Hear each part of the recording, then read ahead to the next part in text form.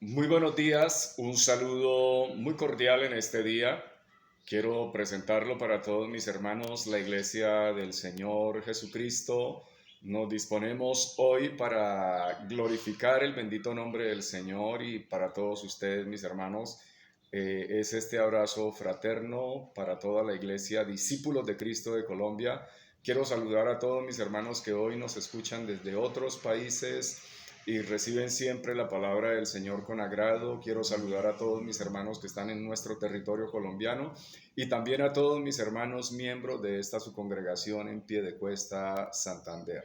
Para todos ustedes un abrazo fraterno.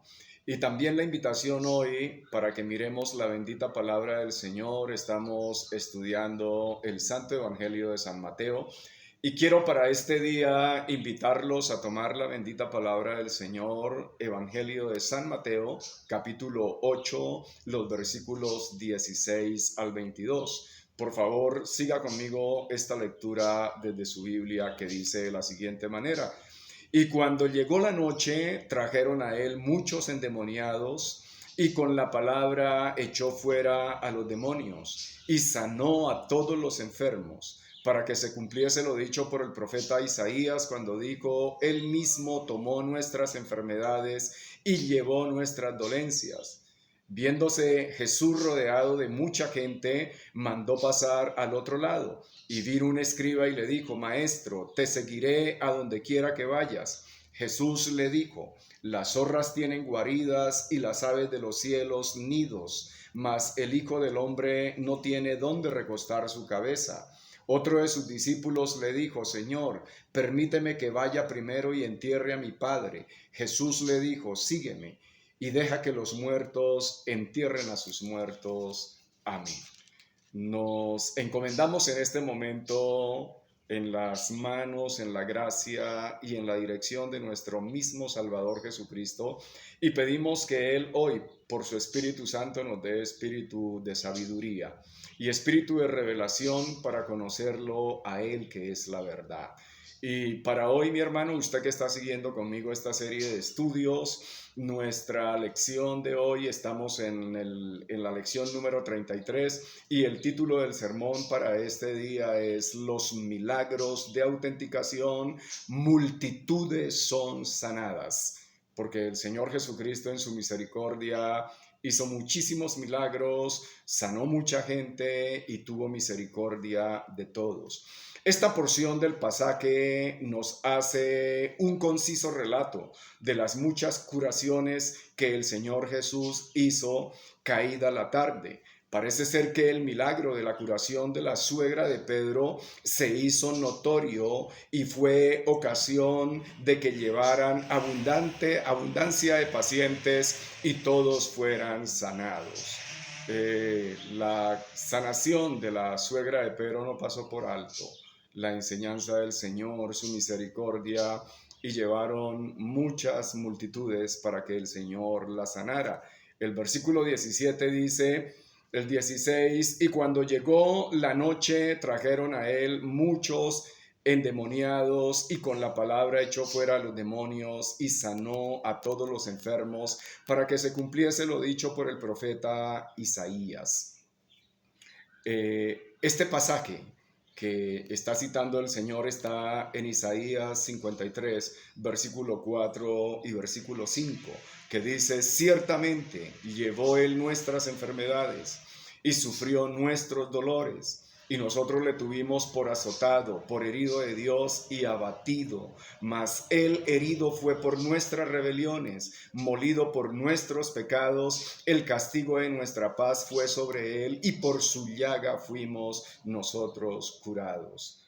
En la época del Señor Jesucristo hubo mucha manifestación de demonios, mucha manifestación demoníaca.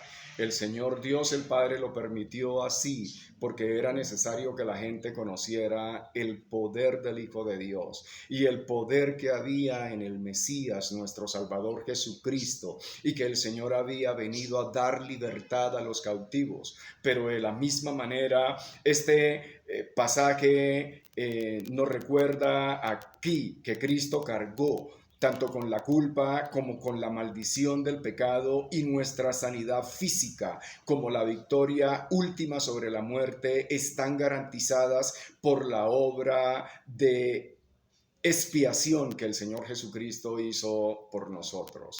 Fueron sanados todos los enfermos. Hay una seguridad garantizada para nosotros de salvación en Cristo eterna al final de los tiempos, cuando nosotros también vamos a vencer la muerte.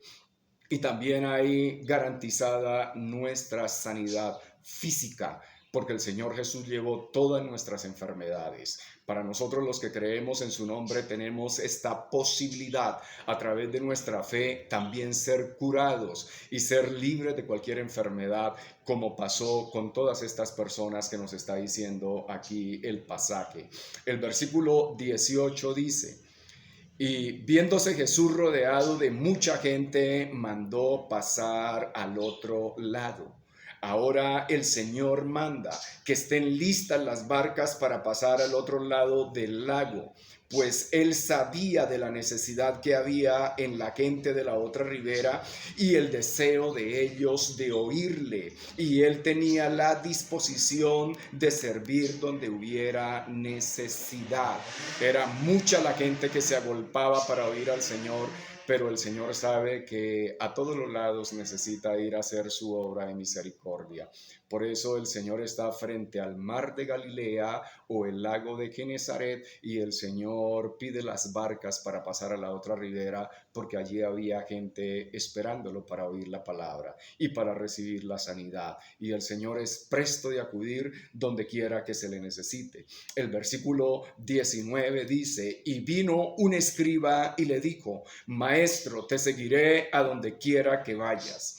Este, por ser escriba, se sabía que era experto en la ley y que había estudiado mucho las escrituras para exponerlas a otros. Pero el Señor Jesús nota que hay precipitación en sus palabras y muchas emociones súbitas. Por ello pone a prueba su motivación de seguirle cuando le expresa lo siguiente: el Hijo del Hombre no tiene dónde recostar su cabeza. Esta expresión la encontramos solamente en la boca del Señor Jesús cuando Él dice el Hijo del Hombre, que está haciendo referencia a Él mismo. 83 veces vamos a encontrar esto en los evangelios, y el Señor le está diciendo que el Hijo del Hombre no tiene donde recostar su cabeza, porque seguir a Cristo tiene un costo en términos de sufrimientos y dificultades que hay que tener en cuenta. Posiblemente este escriba en su emoción no medía que seguir al Señor Jesucristo es ser servidor, que seguir al Señor Jesucristo es entregarnos a Él completamente sin esperar nada a cambio.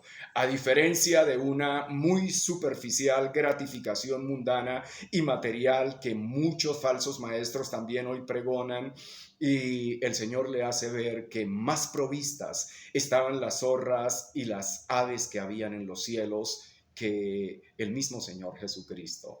Por eso el Señor Jesús no hace promesas materiales. Si alguno quiere seguir al Señor Jesucristo, debemos seguirle por amor a Él, por amor al reino que nos tiene prometidos y con el deseo de ser servidores los unos a los otros aquí en la tierra. Es cierto que nada falta a una persona que sirve al Señor Jesucristo, pero las promesas que hace el Señor Jesucristo no son materiales, no son de casas, no son de dinero, no son de carros, no son de posiciones sociales en esta vida, en este mundo.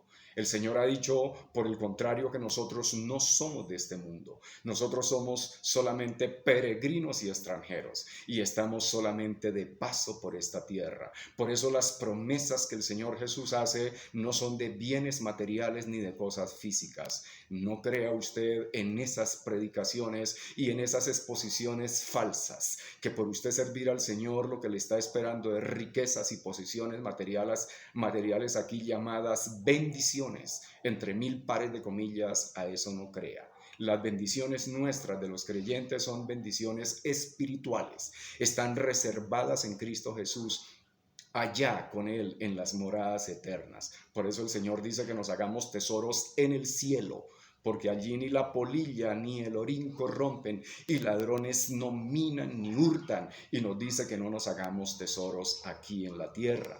El versículo 21 nos dice de la siguiente manera: otro de sus discípulos le dijo: Señor, permíteme que vaya primero y entierre a mi padre.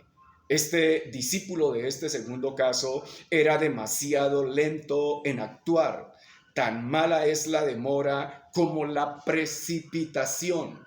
Esto no significa que el padre de este discípulo estuviera ya muerto. La frase "debo enterrar a mi padre" era una expresión común para decir "déjame esperar hasta que reciba mi herencia".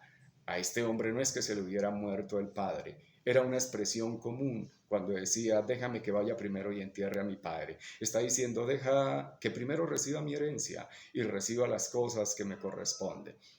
A eso el Señor Jesús lo está mirando como una situación demasiado lenta para tomar una decisión de seguir al Señor.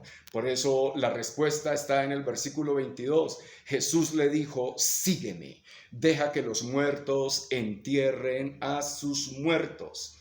Esto quiere decir, deja el mundo que está espiritualmente muerto y déjalo para que Él cuide de las cosas mundanas, que eso es lo que hacen los muertos, estar atentos de las cosas mundanas y cuidarse los unos a los otros.